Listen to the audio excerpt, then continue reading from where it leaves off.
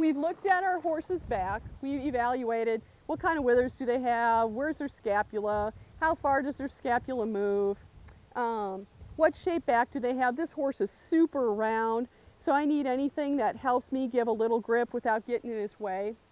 And we looked at rigging position, where I put the saddle, how I find where that saddle wants to sit. And then I'm going to look at my pad. And I'm going to use a CSI pad, and those are my favorite because they help me fit all the criteria that I need for 95% of the horses I'm working for. So we're going to look at how to place one of those on the horse, where I want to see it in relationship to the horse's anatomy, and then we're going to add the saddle to it and how I position the saddle and the whole thing together. Because little nuances in how you apply your equipment add up to big effects in the long run.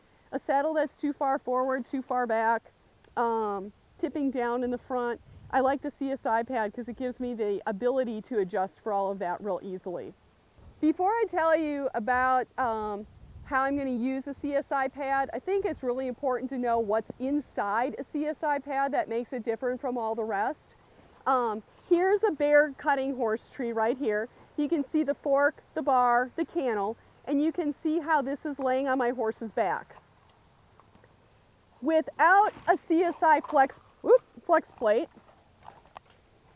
okay, this is the potential you have to have a bar dig into your horse's back right behind the shoulder blade. This is extreme, but really, if you see that little lift in the back of the saddle, and you think about how some people ride and they've got just a little bit of lift in the back of their saddle, can you see how that is impeding on this horse's shoulder? If I go to pick his leg up, it's just going to wrinkle the hide right over this, and that is where the dry spots and the white hair come from. So ideally, a lot of people, the rigging's here, they get this bar right on top of the shoulder blade and keep it there with the breast collar. That's no good either. So I want that tree to sit right in here, allow room, and I'm going to have to lift this tree up a little bit on this horse's back so that I create that room because he is downhill. So by the time this tree has all the skirting put on it, the fleece, now I've got a pad in here, hopefully I'll be right here and have this saddle leveled out on this horse. What makes the CSI pad unique is this flex panel that's encased in foam. This is the insert that goes inside this, and it's layered and flexible that allows protection back behind the shoulder blade, but also lets the shoulder blade flex and move freely, because you have your diagonal movement in the shoulder blade and you have your lateral movement, such as in a turn, a rollback, turning on a cow, steering your horse off on a steer. So you need to have that shoulder blade protected, not just from doing this, but from doing this as well. So how this looks inside your pad is right here. Now you can see I've got this solid area of protection with this ability to flex. As my horse picks up this leg and goes to move forward, this moves with him.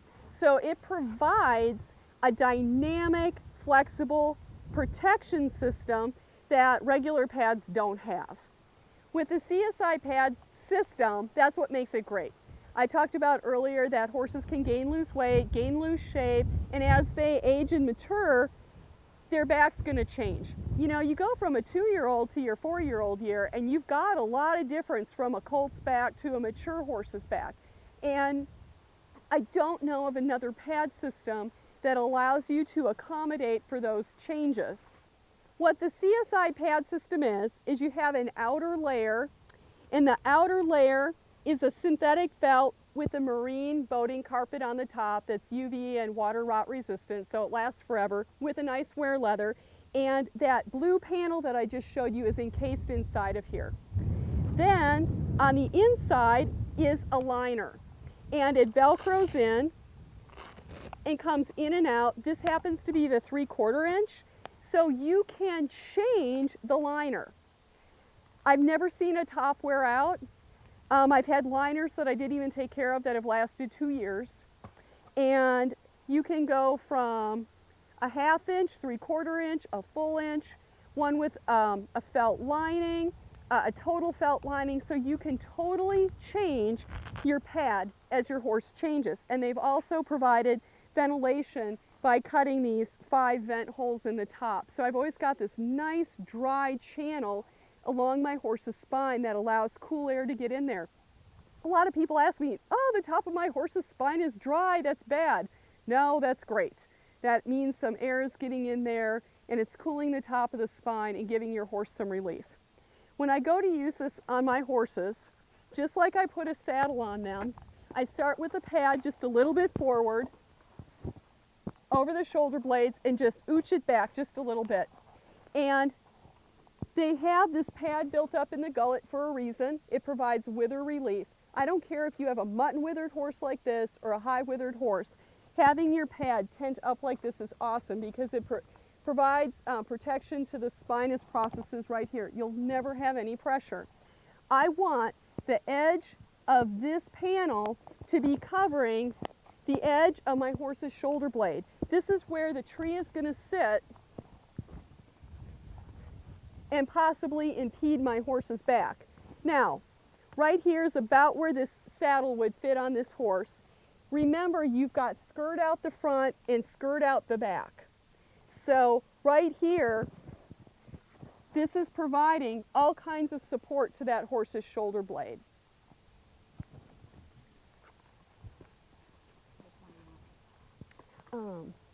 I'll take the cow horse saddle.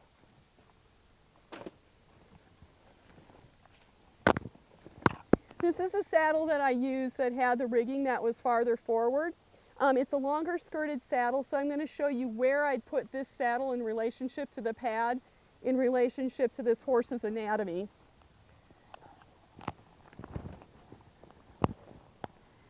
When I go to put this on, the first thing I do is I always have it a little far forward, and you can see the uphill tilt of this saddle. So I know it's too far forward or it's possibly too narrow for this horse, but I'm going to fix that. I center up the pad here in the back with the braid. I center it up by lifting up my saddle and pulling that uplift in the pad straight up into the gullet. I've got 1 inch in front and 1 inch in back. You don't need any more than that unless you're showing and you want more. More pad on this horse would be too much. It'd be running into his hip. Now, see, if I don't ooch this saddle back, scoot it back a little bit, my rigging is right in his armpit. So this horse works the saddle back anyway. So right about there is where it's going to ride on him.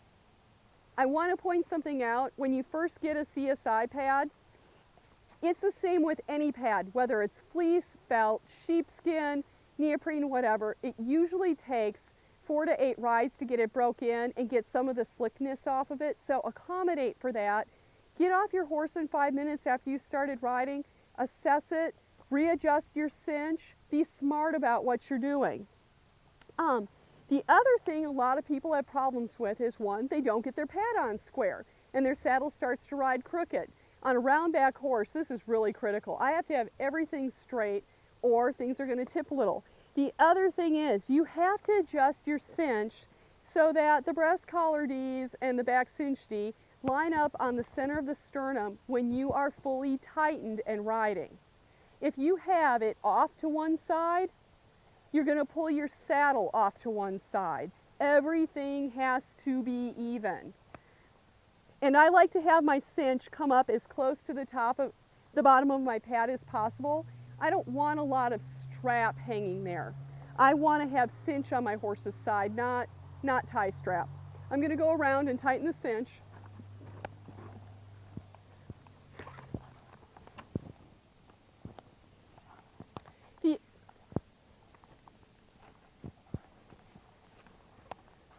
The other thing I do when I go to saddle is I push my saddle to the offside just 1 inch, because as I tighten, this saddle is going to come level and make those flex panels flex evenly into my horse's back.